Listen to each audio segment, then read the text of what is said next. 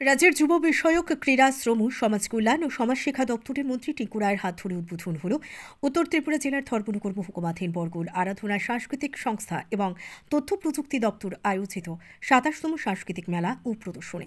বৃহস্পতিবার বিকেল ৪টায় বরগুল মাধ্যমিক বিদ্যালয় মাঠে মন্ত্রী টিঙ্কু রায় প্রদীপ প্রজ্বলন করে সূচনা করেন ৫ দিনব্যাপী সাংস্কৃতিক মেলা ও প্রদর্শনী, যা চলবে ৬ জানুয়ারি পর্যন্ত। উদ্বোধনী অনুষ্ঠানে মন্ত্রী ছাড়াও উপস্থিত ছিলেন জেলা সভাধিপতি অপর্ণা নাথ, জেলা মুখ্য স্বাস্থ্য আধিকারিক দীপক হালদার, বিশিষ্ট সমাজসেবী কাজল দাস, কদমতলা পঞ্চায়েত সমিতির ভাইস চেয়ারম্যান বিদ্যাভূষণ দাস, সংস্থার সম্পাদক মিহির রঞ্জন নাথ, কদমতলা ব্লকের ব্লক আধিকারিক সঞ্জীব নাথ সহ অন্যান্যরা। উদ্বোধনী অনুষ্ঠানে উলুধ্বনির পর পরিবেশিত হয় উদ্বোধনী সঙ্গীত। অতিথিরা মোড়ক উন্মোচন করেন ইশিকা ম্যাগাজিনের। পরে ৩৮ জন কচিকাঁচা শিল্পীরা নৃত্য পরিবেশন করে। এরপর ১৮ জন শিল্পী দ্বারা যৌথভাবে পরিবেশিত হয় বাউল, বিহু এবং ফোক নৃত্য। পরিবেশিত হয় ধামাইল, শাড়ি ইত্যাদি নৃত্য। এদিকে এদিনের অনুষ্ঠানে বক্তব্য রাখতে গিয়ে মন্ত্রী টিঙ্কু রায় বলেন, বরগুল গ্রাম সাংস্কৃতিক গ্রাম। দীর্ঘ ২৫ বছর আরাধনা সাংস্কৃতিক সংস্থা নিজেদের উদ্যোগে সাংস্কৃতিক মেলা এবং প্রদর্শনী করে আসছিল। অবশেষে ২০২৩ সাল থেকে বর্তমান সরকারের উদ্যোগে সরকারি ক্যালেন্ডারে স্থান পায় এই মেলাটি। তিনি বলেন, আগে সাংস্কৃতিক অনুষ্ঠান ছিল আগরতলা এবং শহরমুখী, আর বর্তমানে গ্রামীণ ও প্রান্তিক শহরে অনুষ্ঠিত হচ্ছে।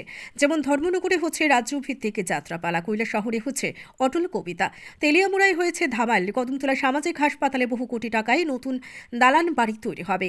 আগুন মার্কেটের কাজ চলছে, কদমতলা বাজারে ডিভাইডার রাস্তা তৈরি হয়েছে। এছাড়া কৈলাসহর ৫৯ তীর্থস্থানে ৬০ কোটি টাকা ব্যয় করা হচ্ছে। প্রায় ২০০ কোটি টাকা ব্যয়ে বাম্বু ইন্ডাস্ট্রি স্থাপন হবে। বিশ্রামগঞ্জে ২০০ কোটি টাকা ব্যয়ে নেশামুক্ত কেন্দ্রের কাজ চলছে। সাথে প্রতিটি জেলায় ১৫ কোটি টাকা ব্যয়ে নেশামুক্তি কেন্দ্র স্থাপন হবে। এদিকে ৫ দিন ব্যাপী সাংস্কৃতিক মেলা এবং প্রদর্শনীতে বিভিন্ন সরকারি দপ্তরের স্টলও খোলা হয়। সাথে দূর দূরান্ত থেকে আসা দোকানিরা এই মেলাতে তাদের পশুরা সাজিয়ে বসেছেন। ব্যুরো রিপোর্ট, নিউজ অবিকল। একটা নতুন বিল্ডিং হওয়া চাই, তখনকার সময় প্রপোজাল যায়, আজ একটা নতুন বিল্ডিং এর স্যাংশন এসছে, বড় হসপিটাল বিল্ডিং তৈরি হবে এবং এখানকার সেই স্বাস্থ্য পরিষেবারও উন্নয়ন ঘটবে। তো যাই হোক, অনেকগুলো কাজ ইতিমধ্যে আমাদের কদমতলা আরডি ব্লকেও শুরু হয়েছে, গোটা রাজ্যে কাজ হচ্ছে। আপনারা দেখুন রাস্তা, এই রাস্তাটার মধ্যে কাজটা বন্ধ ছিল, আবার পুনরায় শুরু হয়েছে।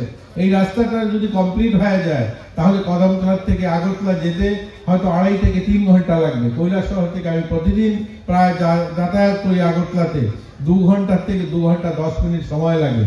এটা যদি কমপ্লিট হয়ে যায় আমার মনে হয় আমরা কদমতলা থেকে ২.৫ থেকে ৩ ঘন্টায় আমরা আগরতলা যেতে পারবো, এরকম রাস্তার কাজ হচ্ছে।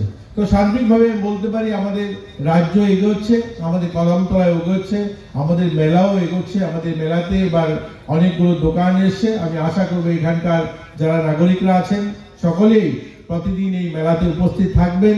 এখানকার যে এই আমাদের সাংস্কৃতিক যে সমস্ত কার্যক্রম হবে তাদেরকে আমরা উৎসাহিত করব। আমরা চাই এই গ্রামীণ সংস্কৃতি বেঁচে থাকুক।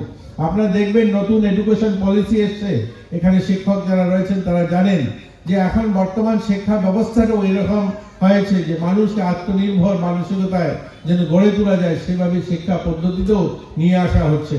আমরা শিক্ষায় শিক্ষিত হচ্ছি। আমার আগের বক্তা বলছিল, এখানে মিহির নাথ যিনি স্বাগত বক্তব্য রাখছিলেন, আমাদের কদমতলা আরডি ব্লকের চেয়ারম্যান, যে আমাদের এখানে নেশায় আমরা একটা যুব সমাজ যারা নেশায় আসক্ত হচ্ছে। নেশা দিয়ে কোনো মানুষ নিজেকে প্রতিষ্ঠিত করবে সেটা সম্ভব নয়। নেশা একটা মানুষকে যেমন তাকে ধ্বংস করে, তার পরিবারটাকে ধ্বংসের পথে নিয়ে যায়। আজ আমাদের রাজ্যে অনেকগুলো ভালো ভালো যুবক যারা আমরা দেখছি নেশায় আসক্ত হয়ে পুরো তার পরিবারটাকে ধ্বংস করে দিচ্ছে।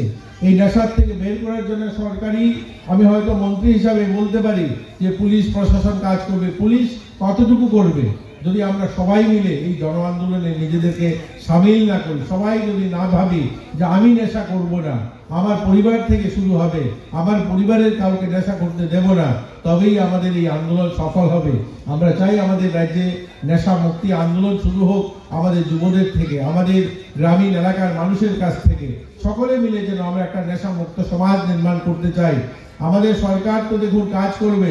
ইতিমধ্যে আমাদের সরকার প্রায় ২০০ কোটি টাকার একটা নেশা মুক্তি কেন্দ্র স্থাপন করছে বিশ্রামগঞ্জে, এবং প্রত্যেকটা জেলাতেও একটা নেশা মুক্তি কেন্দ্র প্রায় ১৫ কোটি টাকা করে খরচা করে ৫০ বেডের নেশা মুক্তি হসপিটাল স্থাপন করছে। এই ফাইন্যান্সিয়াল ইয়ারে সেগুলো কাজ শুরু হবে।